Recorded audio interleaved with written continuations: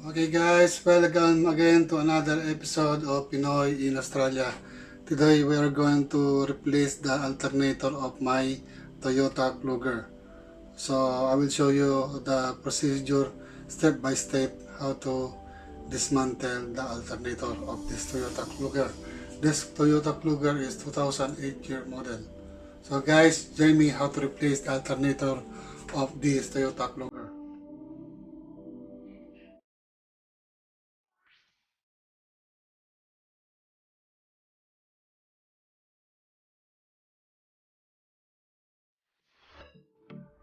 Okay guys, this is the procedure how to replace the alternator of Toyota Kluger. So the first thing you need to do is to remove the negative terminal of the battery. So whatever brand of vehicle that you are going to replace the alternator, make sure you remove the negative terminal of the battery. So after removing the negative of the battery, in my case, I'm charging the battery because the battery get flat. So when the vehicle get break down, the battery totally get flat. So the next thing you need to do is to remove this engine cover. So removing this engine cover is just a matter of pulling the cover up. This. So there is 3 mounting on the cover. So there's 3 rubber. This one, and this one. These are the rubber that holding the cover, and this rubber is attached here and here and another one here. So once you remove the cover, the next thing you need to do is you have to remove the this is the battery supply. This is the terminal going to the battery. So this bolt is this nut. There is a nut here that's securing the terminal. You need 10 millimeter spanner to remove the nut of this terminal. So once you remove this one, the next thing you need to do is there's another bracket here, guys. So this bracket is holding the harness.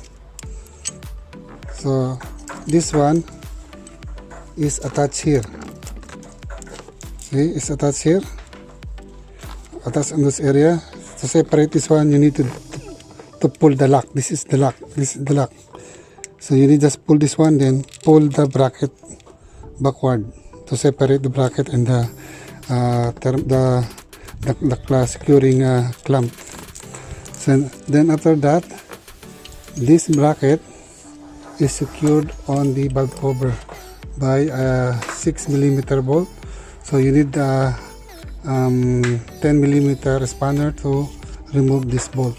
So once you remove this bracket, you have enough room to remove the bolt here. So this is the upper bolt securing the alternator.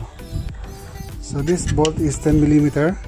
You need a 14 millimeter socket to undo this bolt. So once you remove this one, the next thing that you need to do is to remove the fan belt. So this is the tensioner. You need this kind of tools to undo the tensioner. So when the belt is mounted on the pulley, the tensioner is go that way. So it's contracted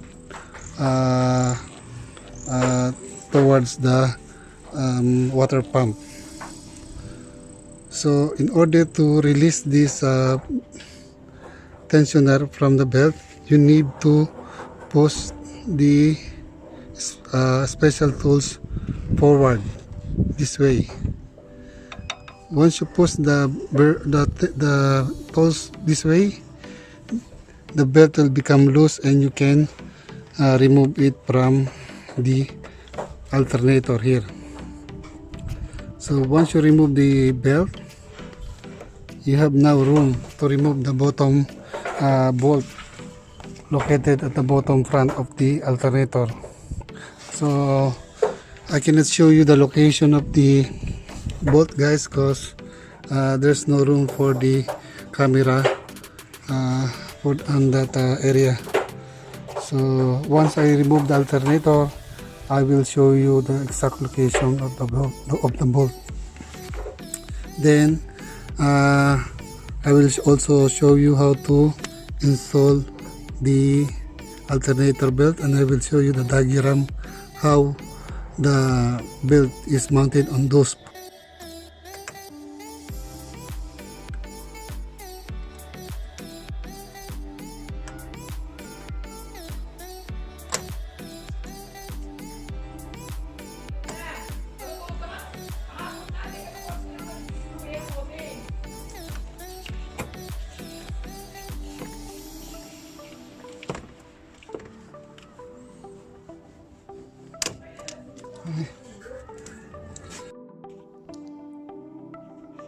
Okay guys, this is the installation diagram of the alternator belt of the Toyota Kluger 2008 year model.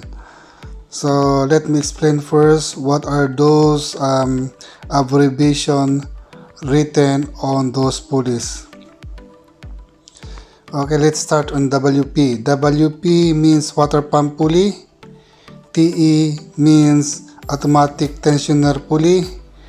CK means crankshaft main drive pulley. CC means air condition compressor pulley. AL means alternator pulley. IP means idler pulley. So during the removal and installation of the alternator belt, we need to contract the tensioner idler pulley, which is TE. So how do we contract the pulley, the tensioner pulley? So first we need to put a spanner on the TE, which is the automatic tensioner. Let's pretend that the line drawn on the top of the TE pulley is our tools. Let's say that's the spanner. So in order to contract the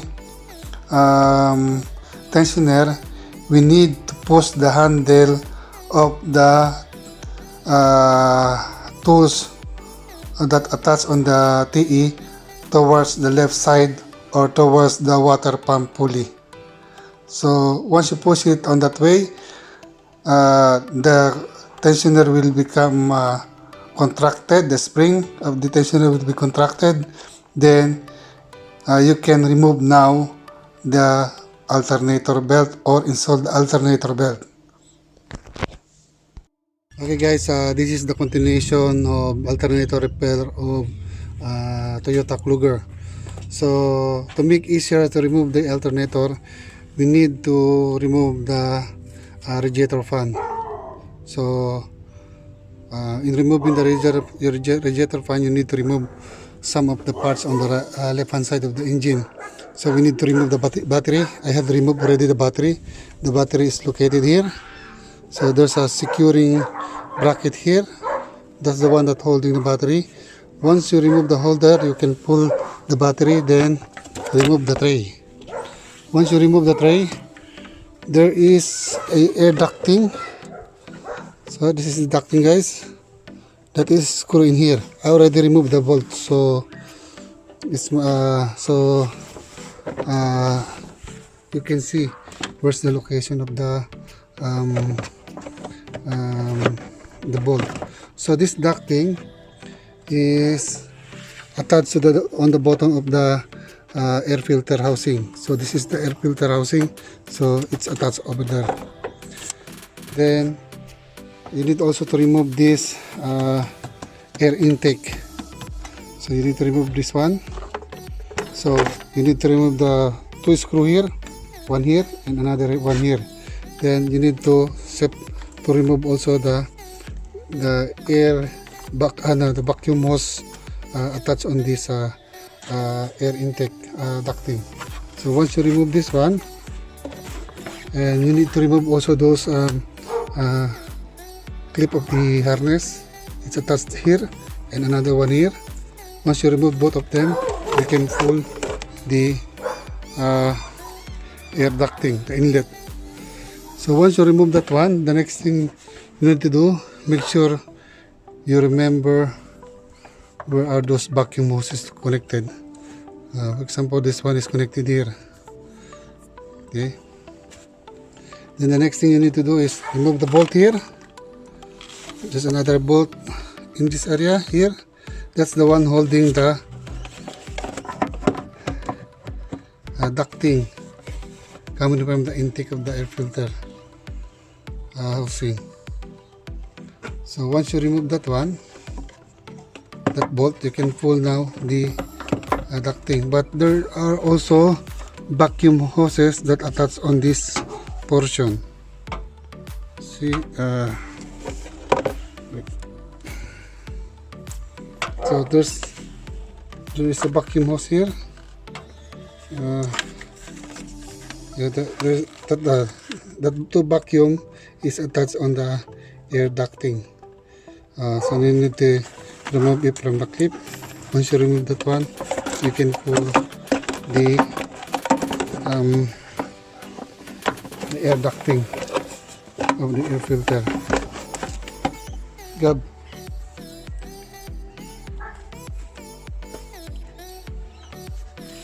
So remove this one. So once you remove this one,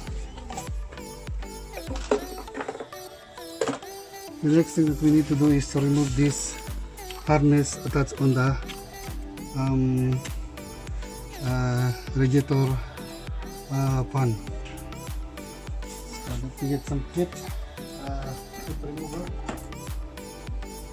So you need to unlock those clips. Okay, I remove one.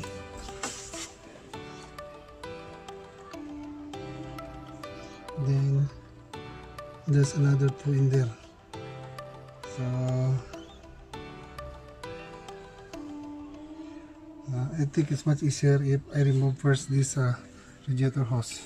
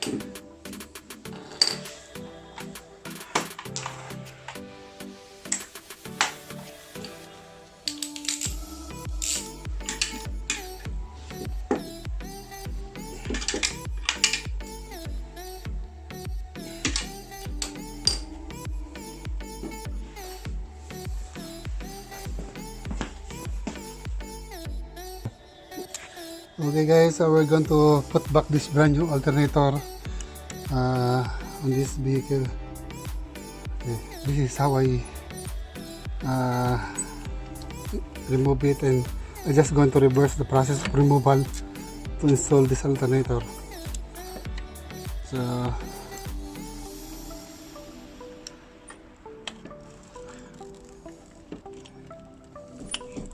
see guys.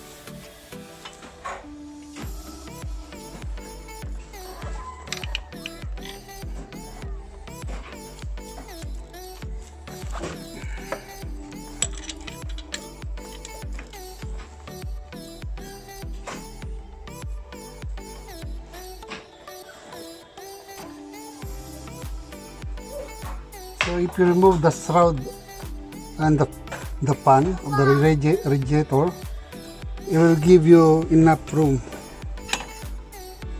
to install the new alternator, to remove and install the new alternator.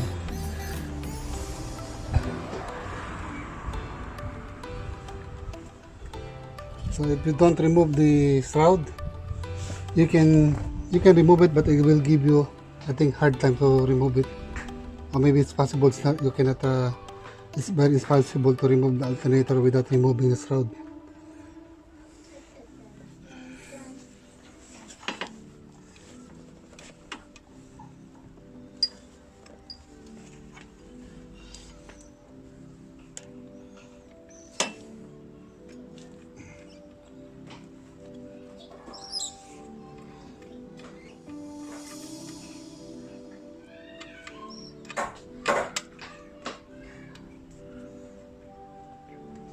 So if you're going to buy an alternator for this vehicle, you must be very careful when it comes to choosing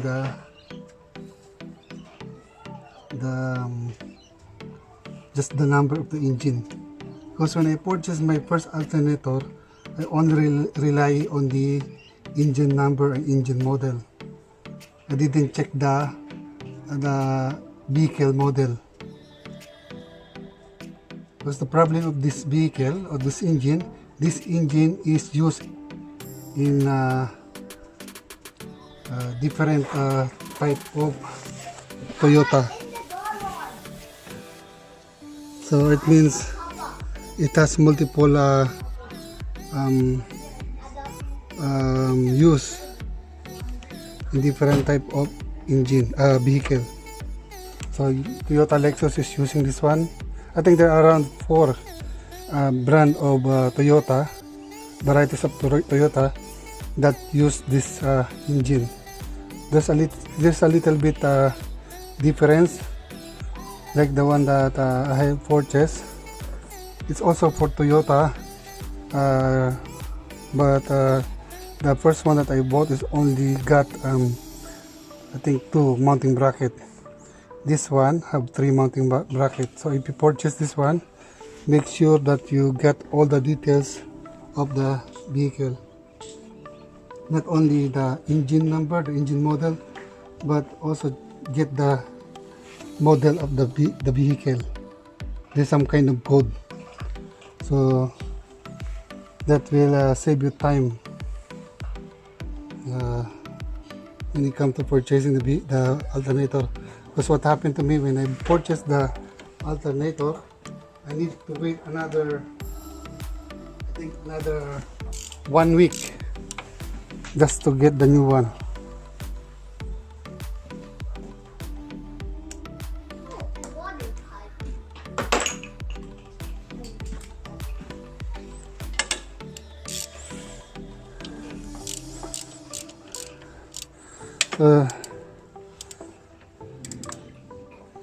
This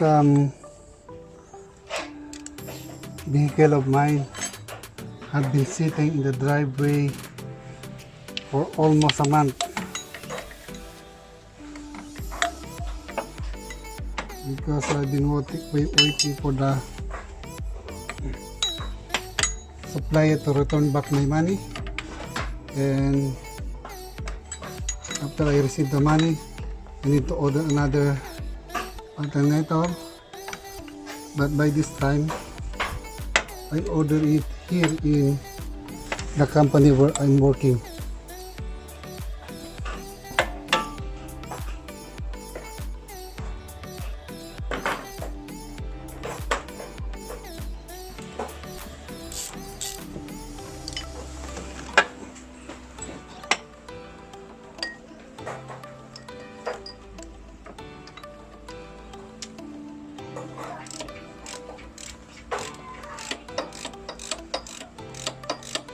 So what you need for installing and removing the mounting screw of the alternator is a 14mm deep socket and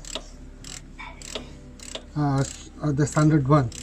the short one, and both of them are dry.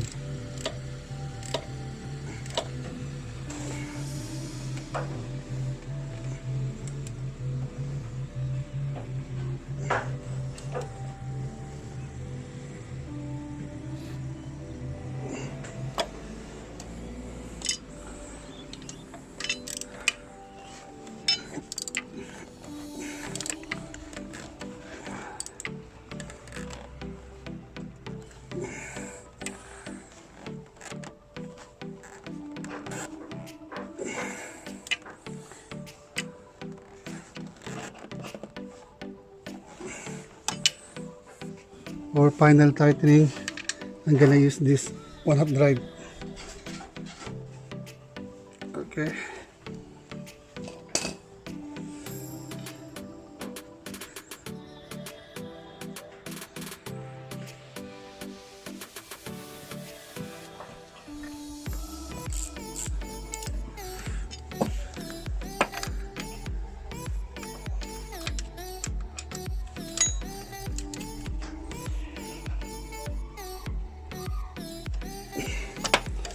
So guys, I already managed to put back the mounting screw on the top and on the bottom front.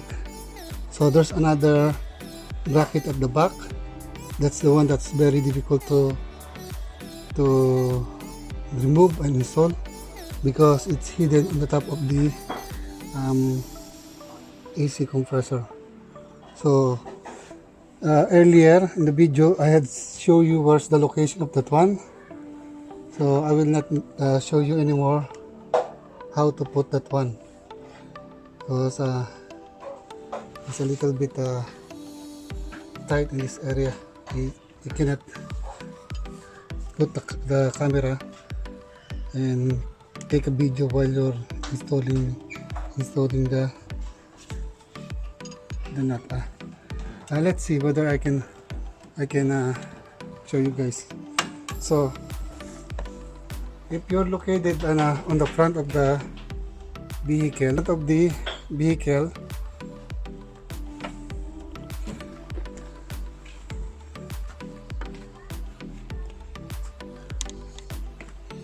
so let me show you the location.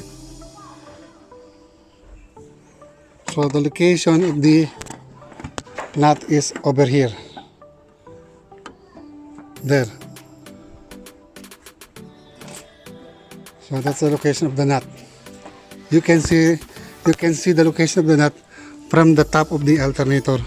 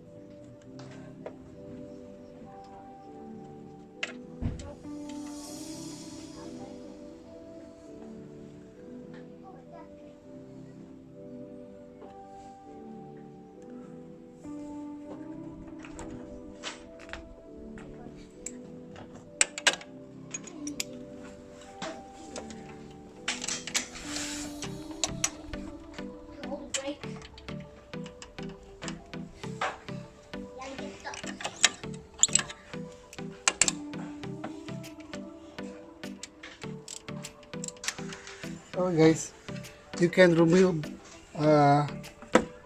the rear nut of the rear bracket. If you position your ratchet and your extension at the back of at the top of the AC compressor. Tools that I use for removing the rear bracket nut on the lower portion of the alternator is 3/8 drive ratchet, 3/8 long extension, and 3/8 deep socket 12 millimeter. So it's much easier if you use these tools to access the nut.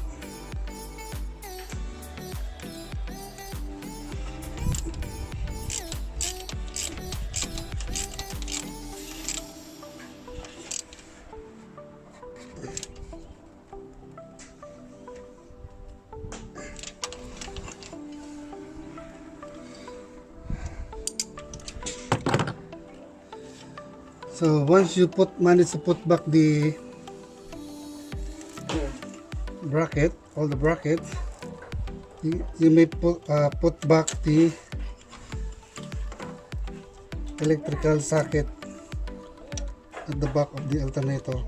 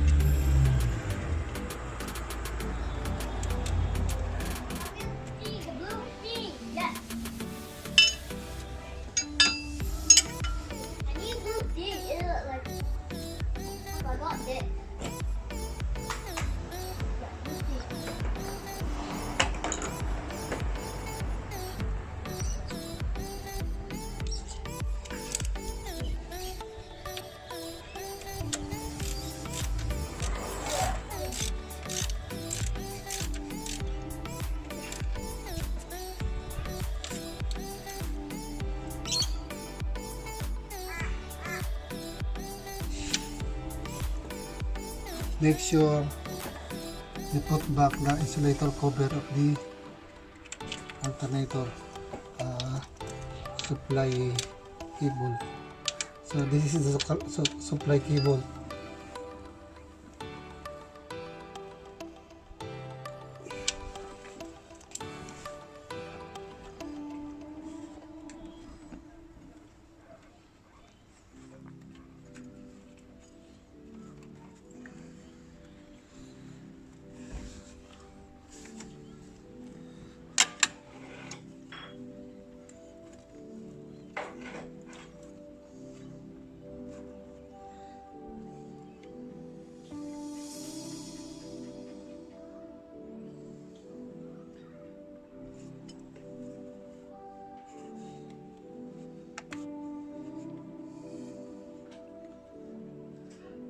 It seems, guys, that in the near future I need to replace my radiator because, as you can see, the upper portion of the radiator already have some discoloration. So it is a sign that the plastic is already brittle. I hope it will take more than a year before I replace this radiator. This is showing some sign of crack.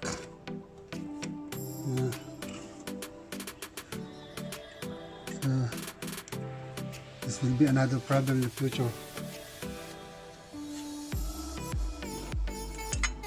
Okay, there is another bracket here. So this is the one securing the harness of the alternator and the AC compressor wiring. So don't forget to put back that bracket.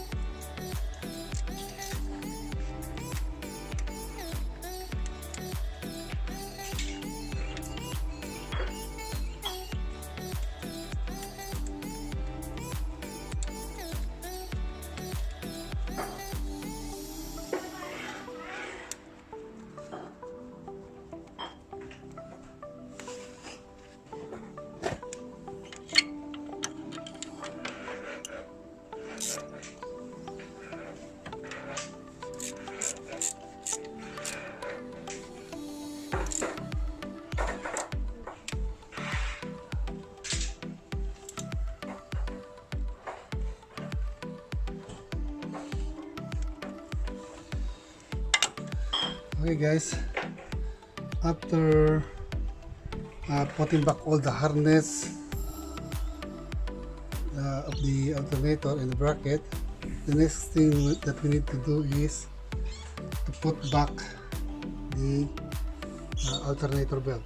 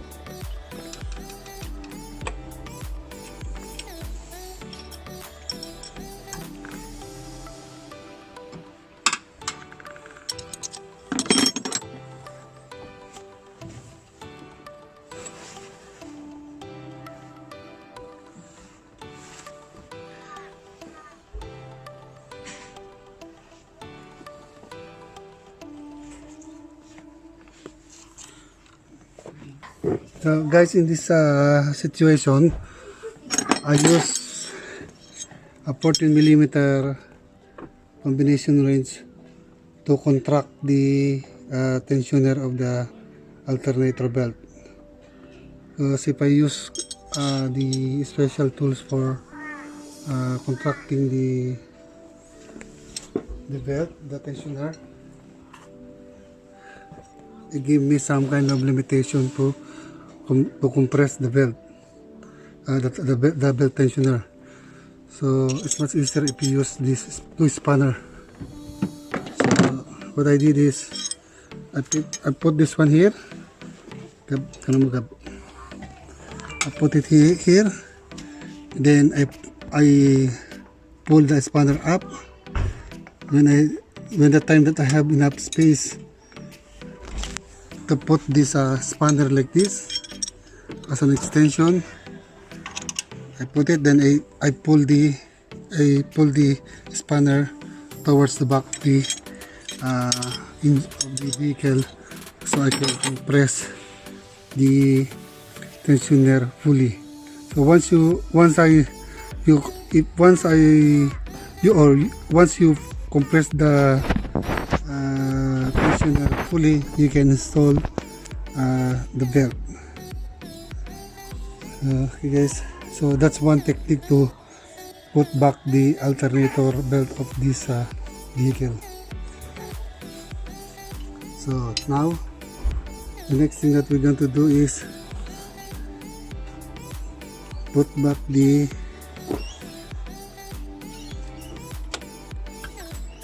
radiator hose. So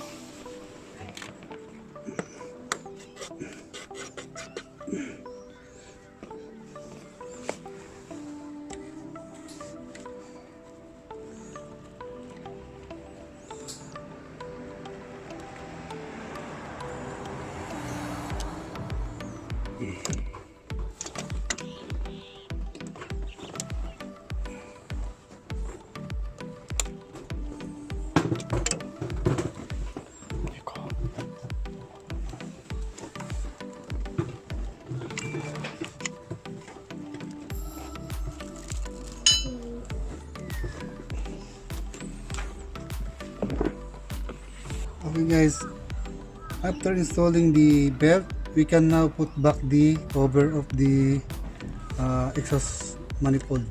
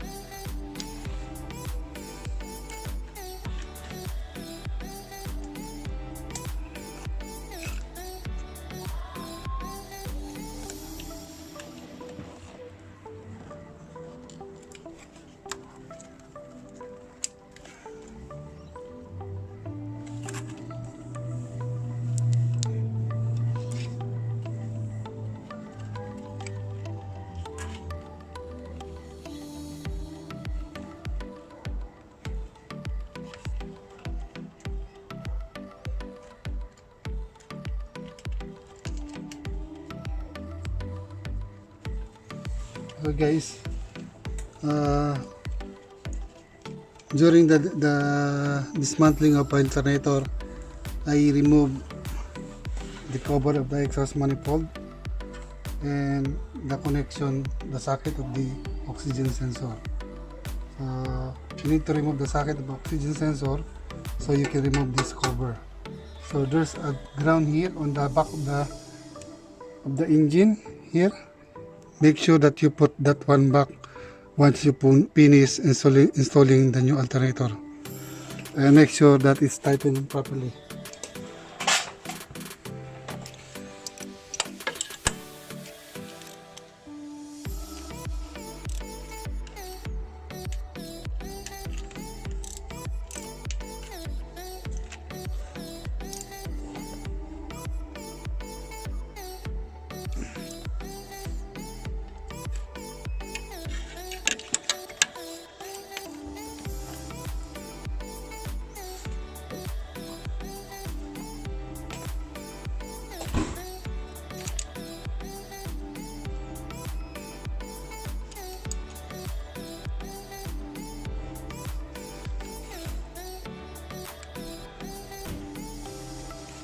So you also need to remove the bracket of this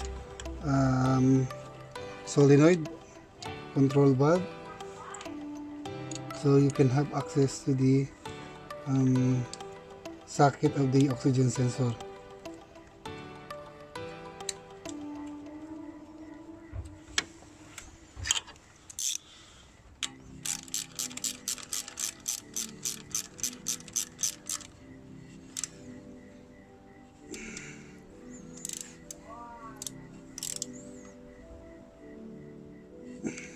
So guys, once you put back the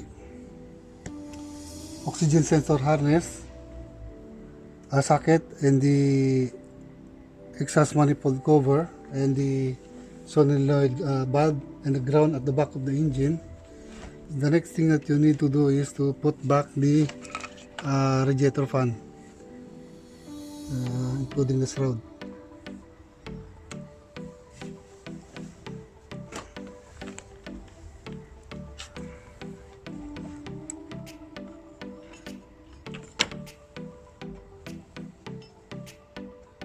So make sure that this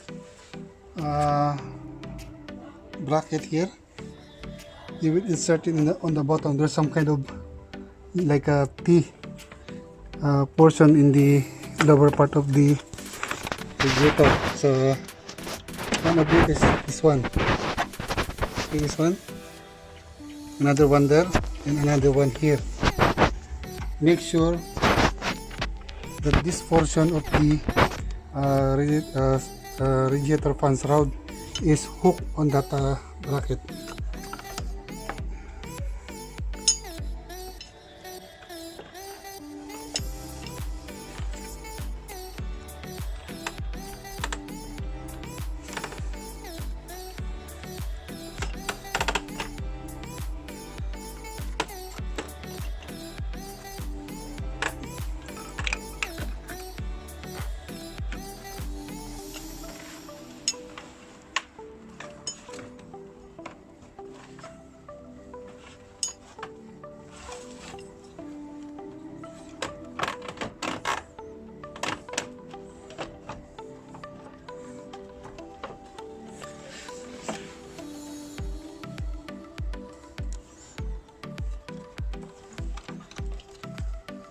guys, after you insert the shroud on the bottom part of the radiator, you need to put back the 3 bolts that holding on the top of the shroud. So this one, and another one here, and another one here. So there's 3 bolts. What you need there is a 10 millimeter deep socket 1/4 drive and a ratchet. So once you put that one back, the next step you need to do is put this reservoir. So the reservoir tank have 2 screws, this one and this one, and there's some kind of pin there in the bottom of the reservoir that you need to insert in the housing of the shroud. So after putting this one back, make sure you put all the connection of the cooling system, the hose, the rubber hose. Then after that, you can put back this radiator hose to the clamp. Then okay guys, after putting back the shroud, the reservoir, the next thing that you need to do is put back this ducting. So this ducting is mounted in the bottom part of the air filter housing, and this ducting is screwed in this part of the body.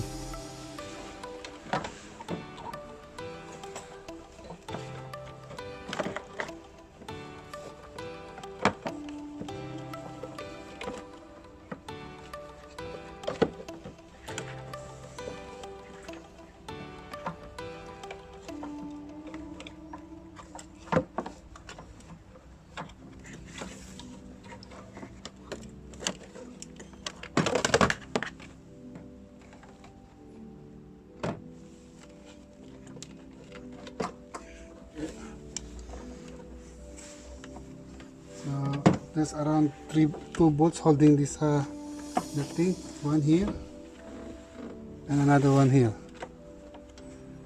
Okay, so we need to put that one first.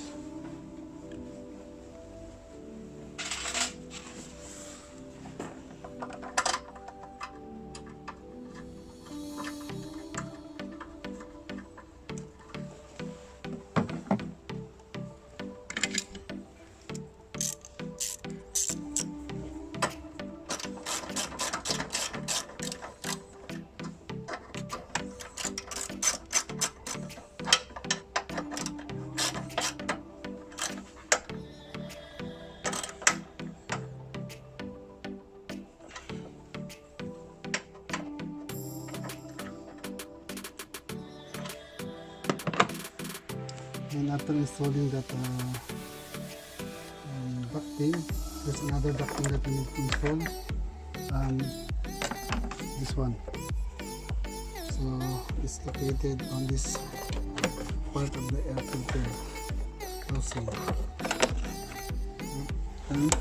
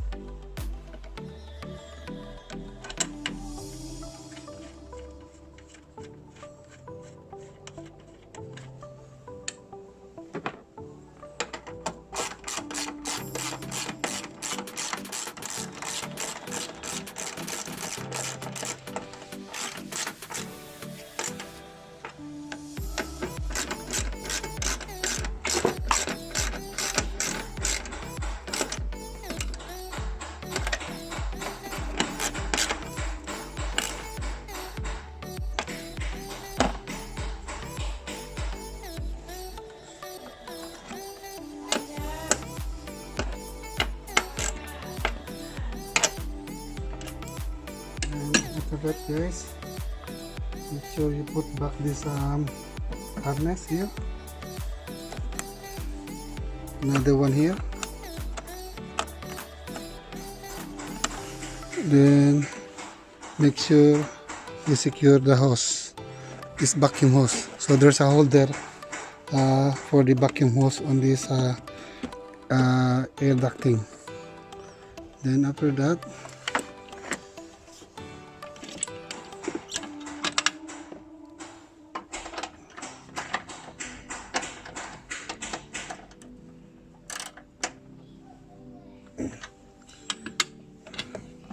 you can put back the tray of the battery.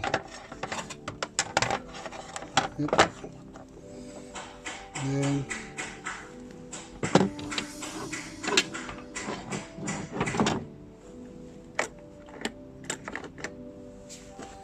you can put back now the battery.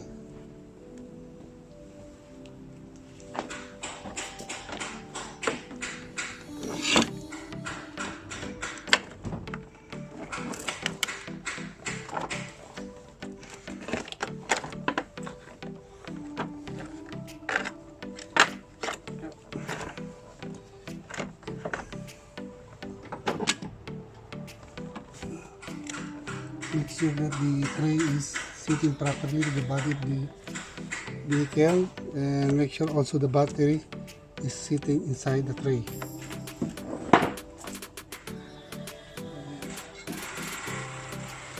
Put this one back. This is the holder of the battery.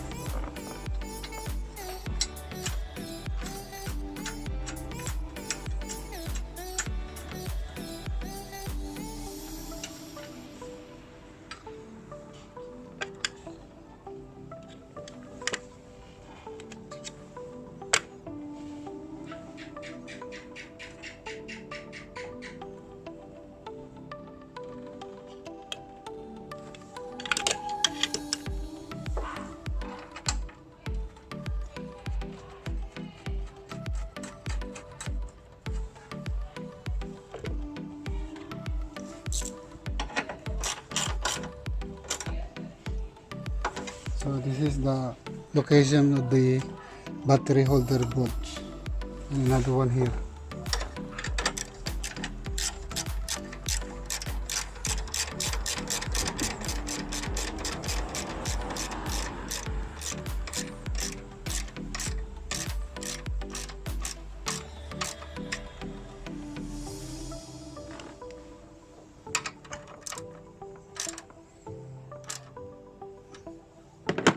Okay.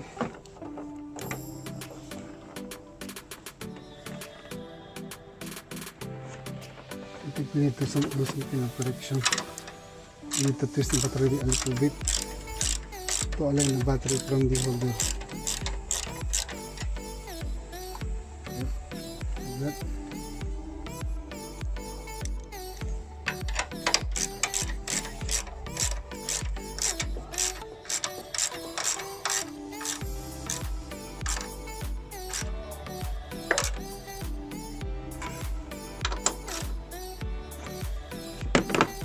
Okay guys, when it comes to installing the battery cable, make sure to install first the positive side of the battery.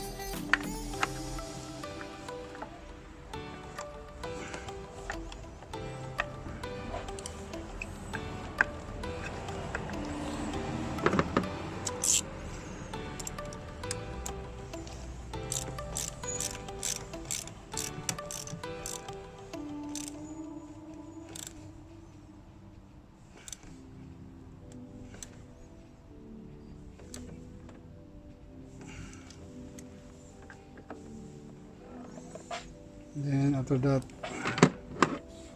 put back the negative. Make sure that you install the battery properly. There's a sign of polarity in every battery. So this is the positive, this is the negative. Then I'm sure that I'm putting it to the right way because I have a sign here that this cable is positive.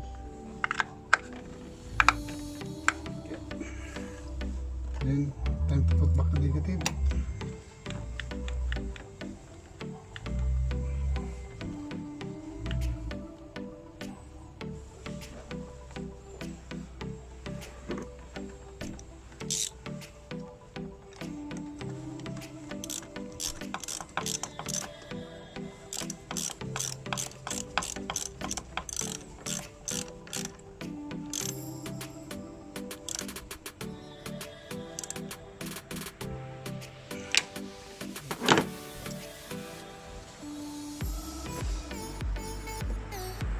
So the only thing that we need to do now is to put coolant on the radiator.